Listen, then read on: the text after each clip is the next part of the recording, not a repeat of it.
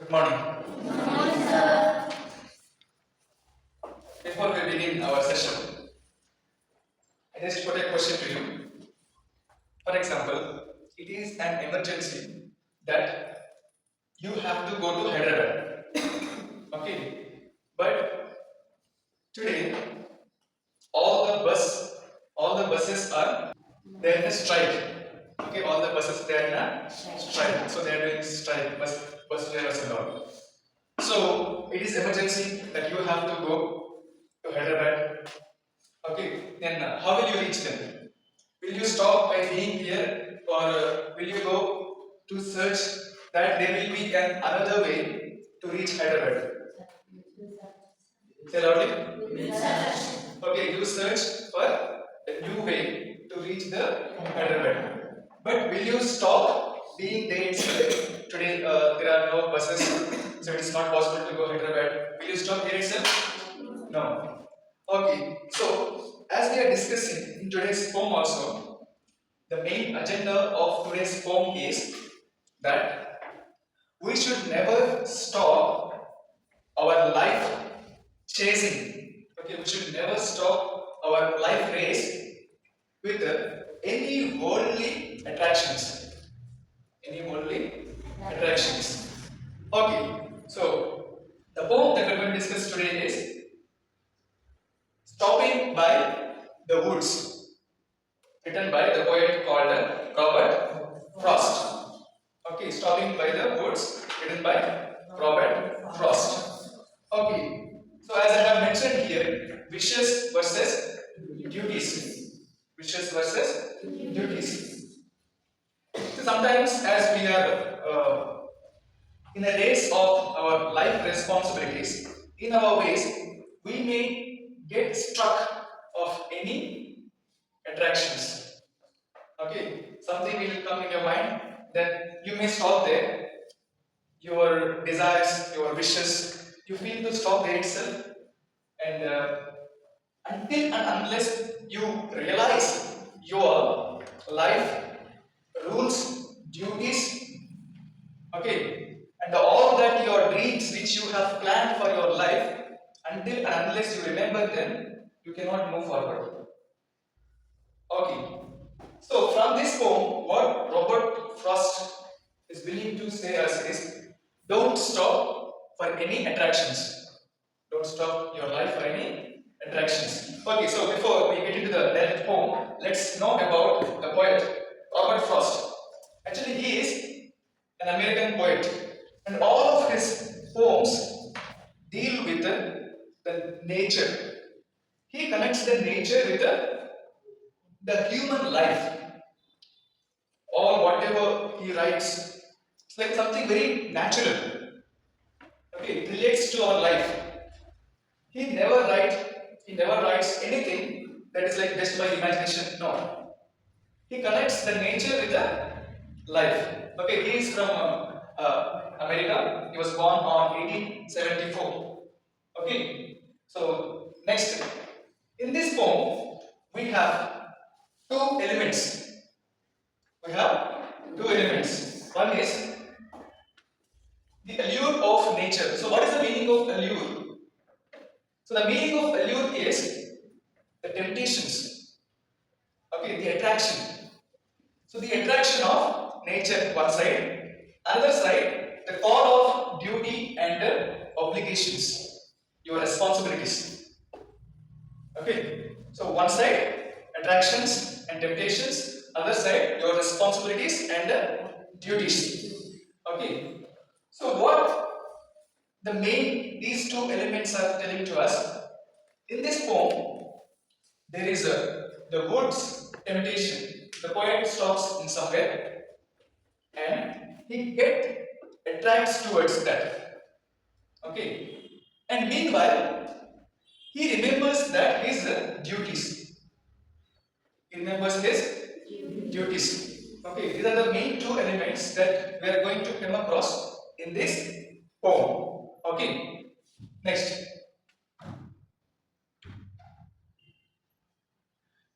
Choices and decisions. The life rules. Choices and decisions. decisions. Okay, life presents countless choices.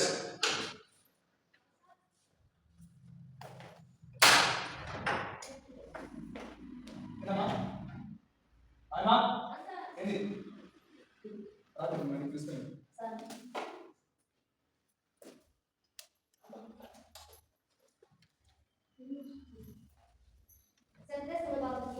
ఎవరో తీసుకుంటారు. Okay, choices and decisions. The life's attractions and responsibilities. Life presents countless choices. Now, for example, today you have to come to school. Okay, you have to come to school. Imagine that today our school buses, due to some issues, today we have stopped for school buses. So, will you stop at home or will you come to school by your own transportation? You will come to school by your own transportation. But you would never stop due to some reasons. We should not stop our life race. Okay. So throughout life, responsibilities and unavoidable understanding and accepting these obligations helps individuals navigate their journeys. See, all these aims will help our to fulfill all our life dreams. Okay, to fulfill all our life dreams. Okay, so now let's get into the poem. So you have got the clear introduction, right, about the poem. So what is going to happen in the poem? What are these attractions and what are his responsibilities? What happened to the poet? Okay, I will read the first stanza. Whose woods these are, I think now. His horse is in the village though. He will not see me stopping here. To watch his woods fill up to snow. Okay, so the first stanza, the poet is traveling. He's traveling by his horse. Okay, and through which way he's traveling? He's traveling through a village as well as a forest. Okay, he was traveling through a village which is in a forest. Okay, then suddenly he was stopped. By what? He was stopped by the woods. Okay, forest, woods.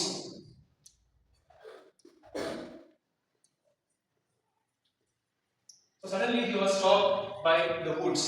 As you can see in the picture, he is riding his horse, and he had seen the full of snow around.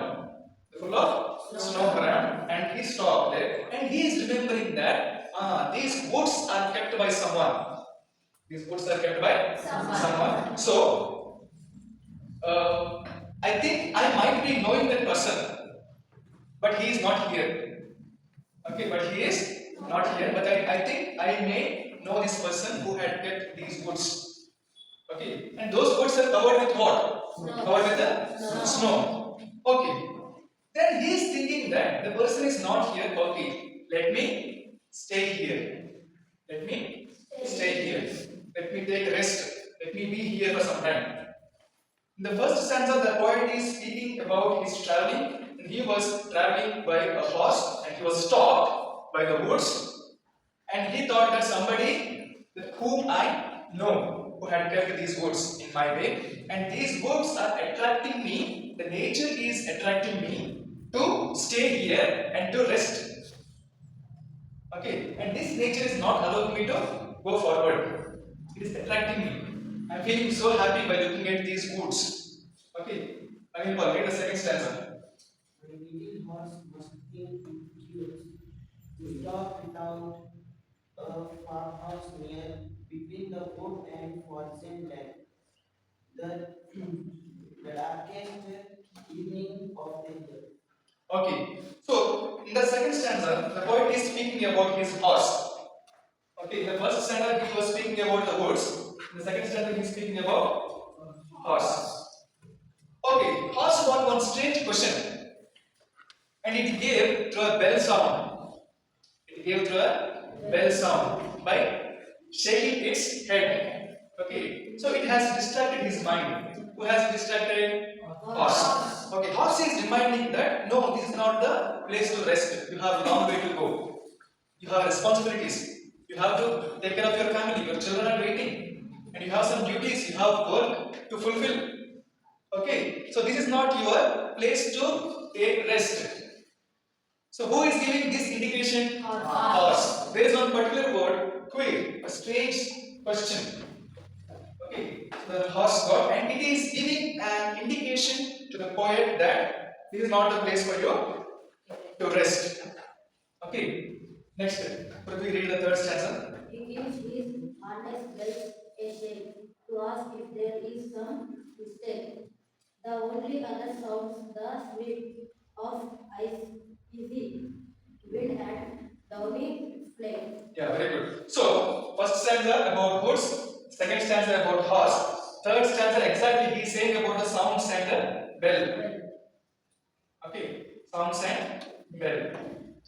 As I have told you before, that horse is giving an indication. It had got one question. So it is giving one indication by shaking its head and making a bell sound. Okay, and telling him, no, this is not your right place.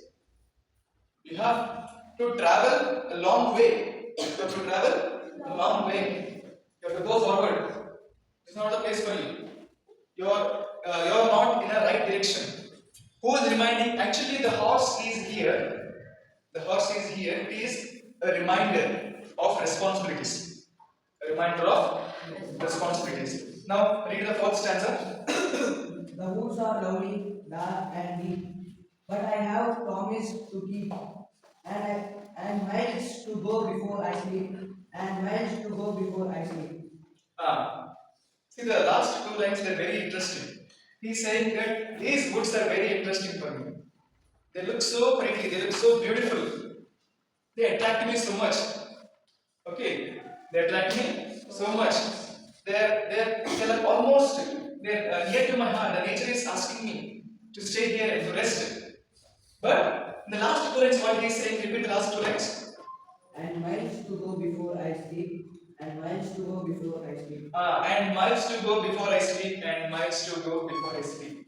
The repetition of these last two verses. What does it mean? And miles to go before I sleep. See here, miles to go, his life journey. It is saying that his life journey he has to fulfill. There are a long way. There is a long way that I have to go. And this is not place for me to sleep. In this poem, the poet had addressed his sleep means this is not place for me to rest. I have to reach my journey. The end point, I have a long journey to reach. So now as you have heard the poem explanation, now let us see the style of poem, how it is written. See, if you see the rhyme scheme of this poem is, just look at the last word of each verse. The first stanza, A, B, A. First two lines ending will be the same. Can you read? First two verses, last words. First line, last word. Read the word. No. No. Okay. Next, second line, last word. No. See the syllables ending no, do. Same sounding. So here we have given A. Next, read the third one. Here. Here. Next, fourth one. No. See here, first 1, 2, and 4. These 4 lines are snow, do, one more, No. snow. Okay, these 3 are same, but here third line is different. Now let's go back to the second stanza, B, B, C, D. See the same, in the second stanza, first line ending with the queer, second line near, sounding will be queer, near. Next, Lake. lake. Here. Here. See the first line, second line, and the fourth line are same sounding. Next, third stanza, Shake. shade. Shake. Here is a change. Shade, Shake. mistake, Sweet. sweep, Flake. flake. See here, the second line is different. Okay, see the first line, third line and the fourth line will be the same sounding, the ending. Next, last four lines, if you observe, all the ending words will be same. Deep, keep, sleep, sleep. Okay, so and this rhyme scheme is called iambic tetrameter. The style of poem is in that. Okay, in this, the poet has used imagery and metaphor, the figures of speeches. Imagery and metaphor. So he is imagining. He is imagining and he is connecting to the present. And in metaphor, the poet is saying that the miles to go. The miles to go is a metaphor. Okay, that his life journey he is saying. And here the last word is sleep. What is that? Sleep. So it is also a metaphor. Sleep is considered as death. It is considered as death. So I have to fulfill my duties before my sleep means what? Before my death. Okay. He is considering the particular place where the woods made him to stop. It is not place for me. If I stop here, then permanently I have to be here only. I have many responsibilities to fulfill. I have to reach my goals. I have to achieve what I have dreamt. Okay, but the sleep means rest here. But actual meaning is until and unless I achieve my goals, I should never stop my journey. Should never stop my journey. If I stop my journey, which means it is called a death. It's a permanent sleep. So until my death, I have to fulfill all my responsibilities, my goals, my achievements, everything, whatever I want to do, I have to fulfill before I die. These worldly attractions, the temptations, should never stop my journey. We feel that usually in exams we feel that okay, my friend is there, she will help me. Okay, he will help me. For example, if you have bad luck, if a friend is absent on that day, what will happen? What will happen? So you will be in a hell. Okay, because you are depending on someone. Right? Or else, if you study by your own, what will happen? You don't need to depend on the teacher also to come and explain about it. Right? Yeah. So don't ever, never stop your life journey because of someone or because of something. I was telling to the 6th grade students about one life achievement. Okay, find out the name of the person. I will not reveal now. So find out the name of the person. She had no one. She has no one hand. The same way she has no legs also. Due to a train accident, she had lost her legs. And her aim and dream is to reach the Mount Everest. And she is the first woman, the lame person who had achieved the Mount Everest. So find out. Did she stop that by saying that I don't have legs, I cannot reach there? No. And she, after that achieving of Mount Everest, and she had achieved all the worldly, the tallest mountains by climbing. So imagine, without persons also we can reach our goals. Even if you don't have some of your body parts also, you can reach. Only thing, your constant wish, your constant willpower. There should be a willpower to achieve your goals. Okay, so that's the poem that the poet is saying to all of us. Don't ever stop for any worldly attractions. Keep on going. Sometimes you may be a failure. You may be called a failure, but never give up. Keep on going. One or the other way, you will reach your success. So fulfill all your duties and responsibilities. Do you have any doubts? Okay then, thank you.